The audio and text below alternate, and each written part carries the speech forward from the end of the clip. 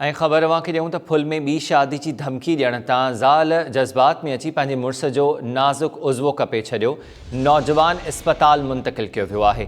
ज़ख़्मी कामरान कुरैशी जो चवणु आहे त ज़ाल राति जो खीर में नशो ॾेई पंहिंजे भाउ सां गॾिजी ज़ुल्म कयो, इंसाफ़ कयो वञे।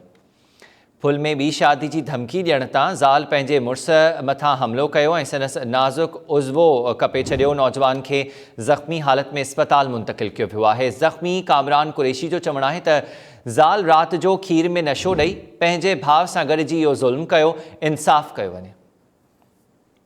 तफ़सील मालूम कयूं था टाइम न्यूज़ जे रिपोर्टर ख़ालिद मेमण खां। ख़ालिद मेमण, वधीक आगाह कजो हिन वाक़िए बाबति।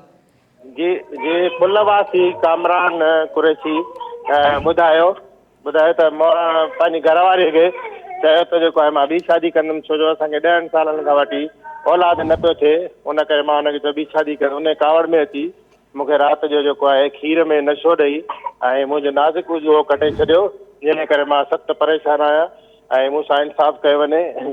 जिन मुंहिंजो नाज़ुक उज़वो कटियो आहे उनखे जल्द गिरफ़्तार कयो वञे। जी, तफ़सील ॾियण लाइ महिरबानी मुंहिंजी ख़ालिद मेमण।